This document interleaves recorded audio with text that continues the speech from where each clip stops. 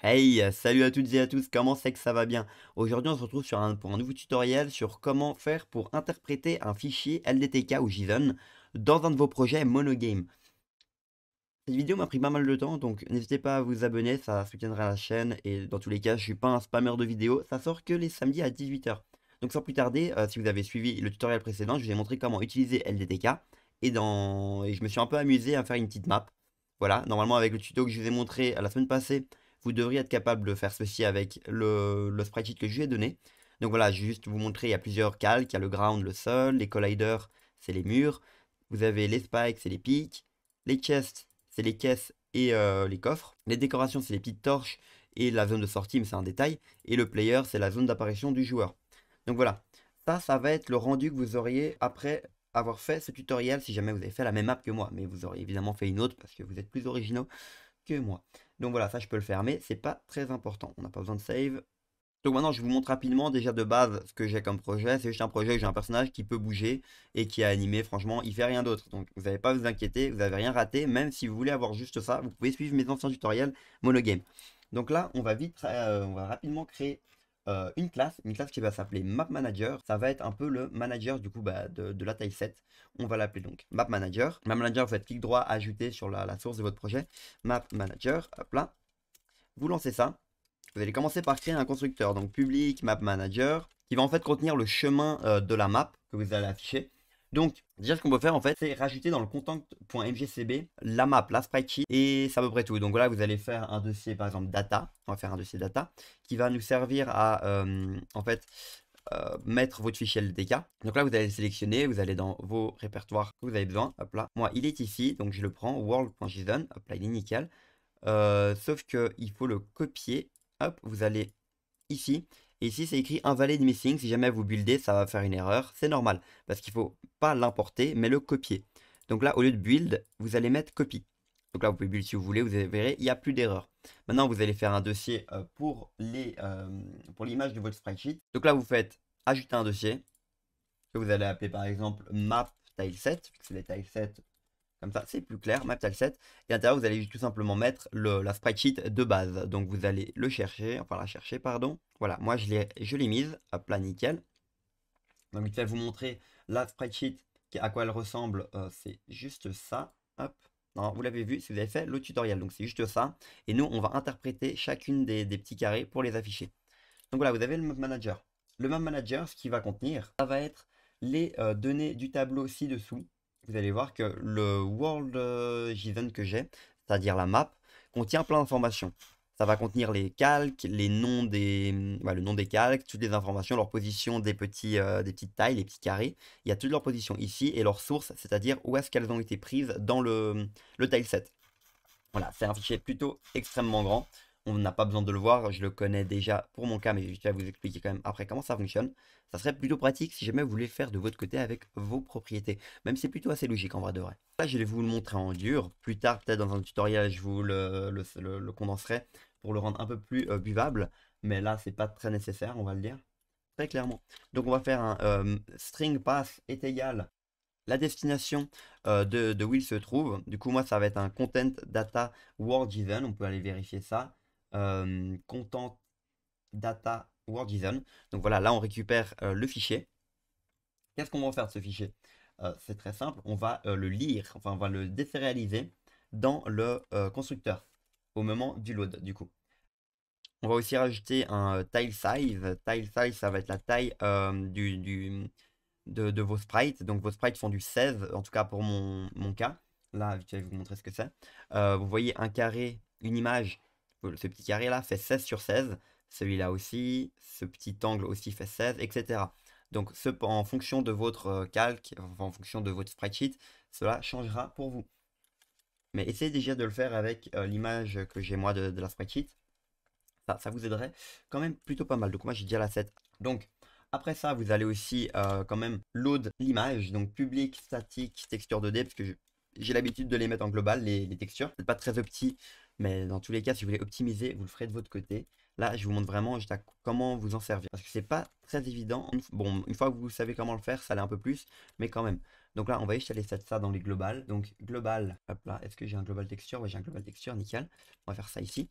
Global texture world, hop là, nickel. Donc on va aller dans le map manager. Ici, on va faire un global dans le game 1, pardon. Dans le load, ici, un global texture de world est égal à le répertoire qui est donc map tileset, map tileset slash map 0. Voilà, du coup là ça aura load les images comme on veut, comme on le souhaite. À plat nickel. Donc là on va juste dire que tileset 2D est égal à global.texture.world. Nickel. Du coup là on a déjà la texture qui est définie, la texture uniquement de la sprite. Ensuite de ça, on va mettre un scroller, un truc qui va augmenter la taille de votre image. Je vous montrerai pourquoi. Parce que si jamais on laisse par défaut, l'écran sera très petit. Du coup, public int color de 3. Normalement, c'est ce qu'il faut, en tout cas pour notre cas. Enfin, après, ça dépendra de vous. Le color, en fait, ce qui va nous servir à agrandir l'image de notre scène. Voilà, je vous montrerai la différence si on change ce paramètre. Donc, maintenant, ce qu'il faut faire, c'est pas très compliqué. Bon, le pass, on l'a déjà, c'est nickel. Le tile size, on l'a déjà, c'est parfait. Maintenant, ce qu'il faut, c'est désérialiser le fichier. Désérialiser, c'est-à-dire récupérer tout le texte de notre fichier JSON. Donc là, on va faire un string JSON est égal file.read all text, sauf que là, j'ai oublié, il faut rajouter une petite dépendance, une dépendance. Vous allez donc dans Dépendance, clic droit, Gérer les packages nuggets.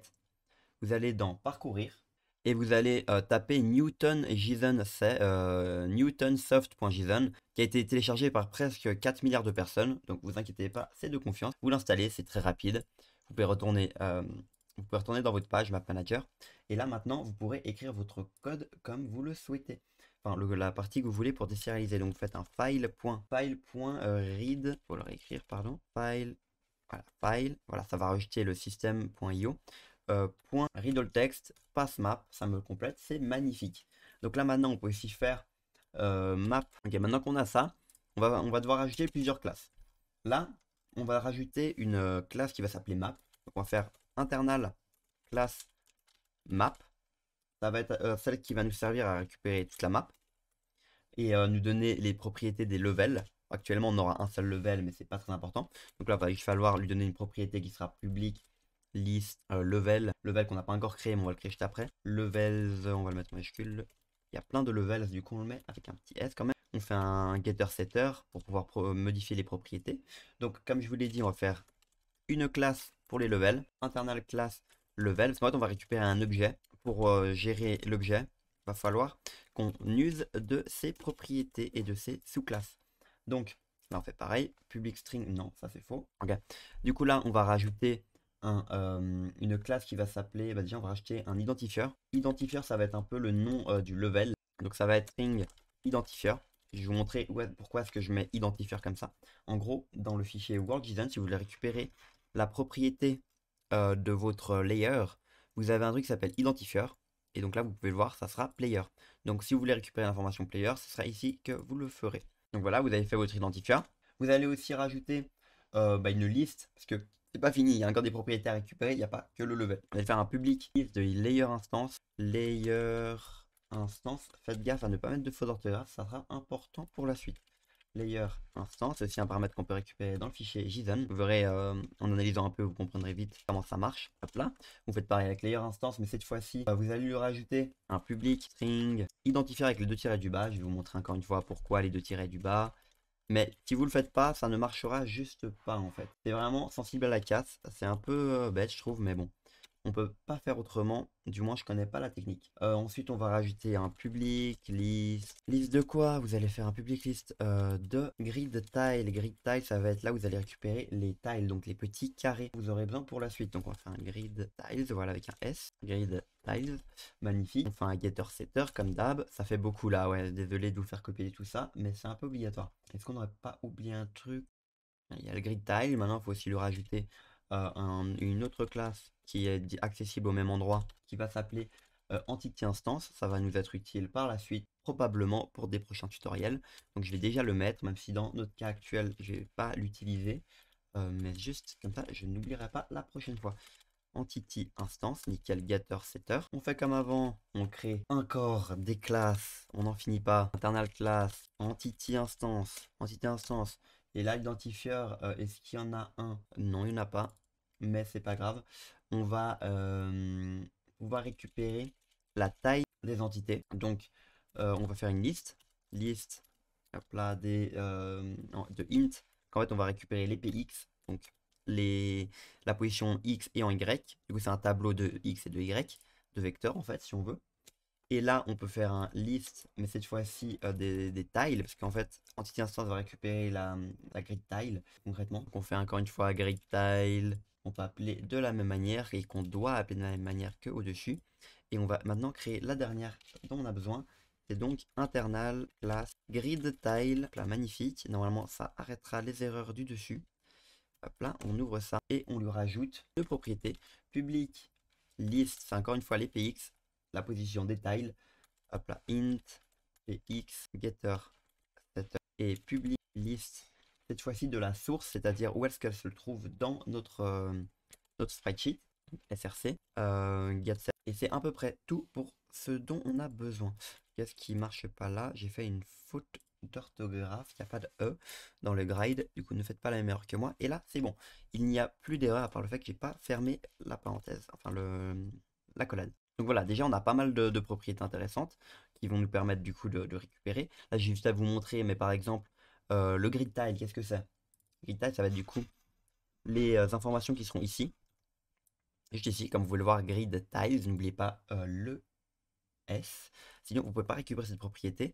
Et ici, vous pouvez récupérer donc le X et le Y, la source où elle se trouve dans le spreadsheet, etc. Donc ça, c'est le grid tile qu'on peut accéder grâce à l'identifieur decoration, pardon. Et vous avez ça un peu partout. Voilà, maintenant qu'on a ça, on va pouvoir instancier tout en haut une map. Donc on va l'appeler public map. On peut l'appeler comment? Map data. Map, ça va être quoi de type map et ça va être map data, donc le nom. Map data qui va être un getter setter aussi. Hop là, nickel. Et ce map data, on va l'utiliser ici pour désérialiser notre fichier. Donc on va faire un égal JSON convert.deserialize object, parce qu'on veut le récupérer en tant qu'objet. Map, entre parenthèses, JSON. On spécifie donc le retour. En passant, ça a dû rajouter au-dessus un using obligatoire. Regardez bien que vous ayez les mêmes que moi. En tout cas, ceux qui sont en blanc foncé, c'est-à-dire ceux qui sont utilisés. Voilà, maintenant qu'on a ça, on veut tenter de dessiner l'image, voir si ça marche réellement. Donc ce qu'on peut faire, ça va être, on va lui donner une fonction une méthode qui s'appellera public void draw. Ça par contre, c'est pas sensible à la dire, vous l'appelez comme vous voulez. On va lui faire un, mais par exemple, nous on a un global sprite batch, donc on va le faire directement à l'intérieur. Global.batch, .draw, pardon, .draw, hop là, à l'intérieur on va dessiner quoi? Ça va être la texture qu'on a récupérée au-dessus, donc tileset 2D. Après ça, on va dessiner un nouveau rectangle. En gros, le nouveau rectangle, pourquoi il me laisse pas dessiner mon rectangle? On va dessiner un nouveau rectangle, new rectangle.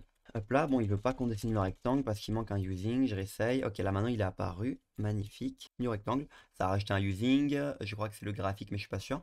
Vérifie bien d'avoir les mêmes que moi. Voilà, vous avez le rectangle. Le rectangle, qu'est-ce qu'il va contenir et pourquoi est-ce qu'on l'utilise? En fait, on va utiliser ce rectangle-là pour dessiner de la taille qu'on veut, que l'on souhaite, pardon. Et aussi nous faire un rectangle, pardon, normalement on peut voir en survolant, hop là, on peut pas le voir ici, mais donc je vais écrire.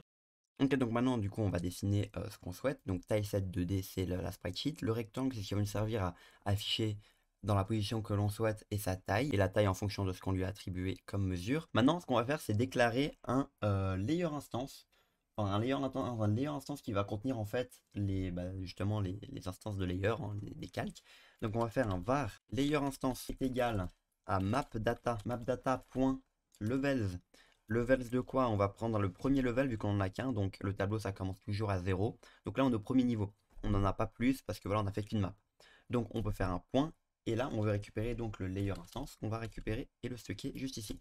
Voilà, là on récupère tous les layers instance, du coup on a une liste de tous nos layers instance. Donc cette liste là on va l'utiliser maintenant pour parcourir ce tableau et afficher les images que l'on souhaite afficher du coup. Et ce qu'il faut faire ici, c'est à la place de length, on va mettre donc le layer instance, le layer instance qu'on a défini au-dessus, juste là. Donc voilà, maintenant vous allez taper layer instance, celui que vous avez écrit juste dessus, pardon, écrit juste là, layer instance point count, donc vous allez récupérer le nombre de layer instance que vous avez, moins 1, sinon ça ira hors du tableau, c'est un peu mal fait, mais voilà, c'est pas grave. Vous allez faire de ce côté-là, bon, donc je vais juste vérifier, mais ici c'est int 1 est égal à layer instance.count, ici on va faire en sorte que ça doit être plus grand ou égal à 0, et ici au lieu de faire plus, vous faites moins, moins. Ça va être pour parcourir le tableau à l'inverse de comment il devrait être parcouru initialement. Donc là, à l'intérieur, qu'est-ce que vous allez rajouter? Vous allez faire un for each. Un for each, cette fois-ci, de quoi? En soi, c'est des tiles. Et donc, vous allez mettre la collection. Donc, la collection, ça va être quoi? Ça va être layer instance que vous avez créé au-dessus. Mais à partir de la première position, vu que vous n'en avez qu'un pour le moment. Hop là, i. Le i qui va être à la première position, ensuite la deuxième, la troisième, à force de faire la boucle. Donc vous allez vous déplacer petit à petit pour parcourir tout le tableau. Et vous voulez parcourir quoi? Les tiles. Donc vous allez faire le tableau des tiles, grid de tiles. Nickel. Et donc à l'intérieur, vous allez faire votre global sprite batch, enfin votre sprite batch, votre dessin. Vous allez appeler ensuite dans le game 1, dans le draw. Et maintenant, on va pouvoir enfin remplir le tableau comme vous le souhaitez. Enfin, comme on le souhaite. Donc vous allez faire un tile.px. px qui va être en fait donc, la position de votre tile à afficher. On va récupérer la position x, donc carré, enfin accolade de 0. Ensuite, vous allez faire pareil pour le y, mais cette fois, ça va être le 1. Donc, tail.px accolade de 1, nickel. Après ça, faut évidemment pas oublier le multiplier par le scaler que j'ai mis au-dessus. Sinon, vous allez voir que ça marchera pas très bien. Je vais vous montrer après en mettant à 1 qu'est-ce que ça fera. Ensuite de ça, toujours dans le rectangle, vous allez rajouter sa position. Donc sa position, sa taille, pardon. Sa taille, ça va être tile size fois le scaler. Nickel, vous allez faire pareil. Vous allez faire ça 2 fois, vu que c'est du 16 sur 16, hein, donc la position verticale et horizontale. Voilà, donc la width et la height, voilà. Si jamais vous avez des carrés un peu différents, bah, faites-le. Vous pouvez modifier. Imaginez que vous avez au lieu d'avoir du 16 sur 16, vous avez du 16 sur 27, bah, vous faites 16 et 27. Voilà, le scaler toujours. Ça, il faut absolument pas l'oublier. Donc voilà, là on a fait notre affichage de base, sauf que ça marche pas. Et on pourrait faire en soi, virgule, color.white pour afficher le tout. On peut tenter ça si vous voulez. Je vais vous montrer que ça ne marche pas du tout. Donc je vais déjà l'instancier, le manager. Donc vous allez faire un private par exemple. Comment je l'ai appelé? Je l'ai appelé map manager. Map manager. On va l'appeler map manager. Voilà, map mg qu'on va déclarer juste ici. Il y a le new map manager. Non, en fait, on va peut-être le déclarer un peu plus bas. Sinon, on risque d'avoir des petits conflits. Donc, on va le rajouter à côté du player et de la caméra que j'ai instancié ici. Et, je vais lui mettre... Qu'est-ce qui se passe? Je ne l'ai pas mis tiré du bas. C'est juste pour ça. Donc, maintenant, le map manager, il est ici. Donc, maintenant, ce qu'il faut faire, c'est le draw. Donc, on va aller ici. Map manager.draw. Hop là, est-ce qu'il prend des paramètres? Non, vu qu'on a déjà tout. Là, on peut déjà voir ce qui se passe si on lance. Normalement, pas grand chose de très joli, hein, on va pas se mentir. Voilà, un petit crash, c'était évident. Donc maintenant, ce qu'on va faire, c'est continuer à y rajouter un deuxième rectangle. Ce rectangle-là, celui qui va servir à récupérer nos sprites, enfin nos images en fait, sur la sprite sheet. Donc là, on va faire un new rectangle, en fait. C'est une virtualisation si vous voulez un petit peu, si vous comprenez un petit peu mieux ce que ça veut dire. Je suis pas convaincu, mais voilà, j'essaye quand même. Donc src X et Y toujours. En fait, c'est concrètement la même ligne qu'avant. Hop là, on va prendre tout. On prend tout pareil, sauf qu'on va devoir retirer des informations. Là, il y a toujours besoin du scaler, etc. Sauf que pour le tile size, ça, on n'a pas besoin de mettre le scaler. Nickel, hop là. Et ça, c'est parfait. Bon, je sais qu'il y aura encore une erreur, évidemment. Parce que là, il me dit gridetile.get me retourne nul. Ok. On va vérifier pourquoi ça fait ça. Ok, bah maintenant en fait c'est assez simple, hein. Là j'ai mis un E, il n'y en a pas de E, et là il faut que je le retire aussi. Hop là, j'avais dit qu'il y avait cette erreur, et pourtant je l'ai laissé. Je sais pas comment, je me suis débrouillé, maintenant je vais tester. J'ai pas encore testé, mais je pense que c'est ça. Ok, bon là, vous pouvez voir que c'est absolument dégueulasse, hein. Qu'est-ce qui se passe? On ne comprend rien. Mais déjà, vous avez une image qui s'affiche, et ça, c'est déjà bon signe. Donc déjà, dans le game 1, vous avez vu que bah, la map était au-dessus du personnage, on veut pas ça. Donc là, maintenant, ce qu'on va faire, c'est régler ce petit problème, qui est que ça ne récupère pas du tout au bon endroit nos images. Le souci, tile.px 0 est égal, voilà, ça c'est juste. Ça c'est juste aussi, si on prend la y et on multiplie par le scholar, tile size, sauf erreur, bah, c'est bon aussi. La tile size for le scholar, c'est bon aussi. Et juste ici, en fait, ce que j'ai fait, c'est que j'ai mis un scholar alors qu'on n'a pas besoin, vu que c'est la taille de base qu'on veut récupérer. Donc là, je vais lancer le truc, on va vérifier. Qu'est-ce qu'on a? Non, ça ne marche pas. Ok. Ok, bah là, je viens de comprendre en fait ce qui se passe. C'est que là, j'ai mis toujours la position où est-ce qu'on veut l'afficher, mais nous, ce qu'on veut, bah, c'est de où est-ce qu'on prend les images. Et bah, c'est SRC et pas PX. Donc voilà, ça va être la source dans le spreadsheet où est-ce qu'on veut le récupérer. Là, je vais vérifier si ça marche. Juste modifier un petit truc ici. C'est la position de mon joueur. On va le mettre en 1000. 1000. C'est pas grave, hein, c'est juste pour moi. Hop là, on va lancer maintenant. Normalement, ça devrait être bien mieux. Donc là, on a quoi? On a notre map et ici, on a tout l'affichage qu'on voulait. Donc vous voyez, mon personnage, il est un peu gros, mais l'intérêt du scholar, justement, c'est de pouvoir agrandir ça, agrandir cette map. Donc là, on va vite fait modifier le scholar et le mettre, enfin plutôt le mettre à 1 pour vous montrer qu'est-ce que ça fait. Donc on va vite fait dans le map manager, on va le montrer à 1. Et hop là, je vais vite fait vous montrer à quoi ça devrait ressembler de base. Voilà, la map est beaucoup trop petite. Voilà, c'est absolument une map de nain de jardin pour mon personnage, ce qui est pas très ce qu'on cherchait.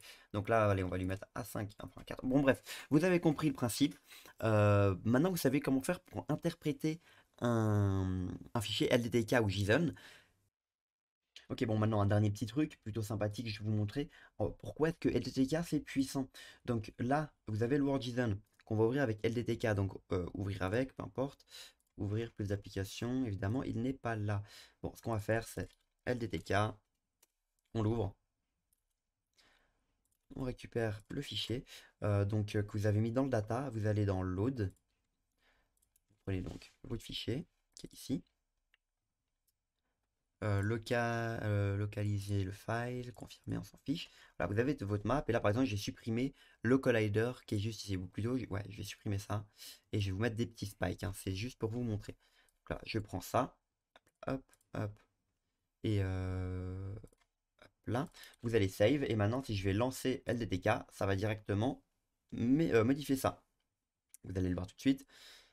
Et voilà, vous avez modifié en 2-3 mouvements tout ceci. Et ce qui est l'intérêt de tout ça, c'est qu'en fait vous allez pouvoir rajouter par exemple les colliders à tout le calque par exemple collider justement, rajouter des personnages, des entités, etc. dans le DTK, placer à la main sans devoir les placer avec des coordonnées absurdes que vous allez tâtonner pendant des heures et des heures. Bon, merci d'avoir regardé les vidéos, j'espère que ce tutoriel vous aura beaucoup aidé. N'hésitez pas à vous abonner, ça serait vraiment adorable de votre part, ça soutiendrait beaucoup la chaîne. Et on se retrouve tous les samedis à 18 h pour de nouvelles vidéos. Ciao ciao!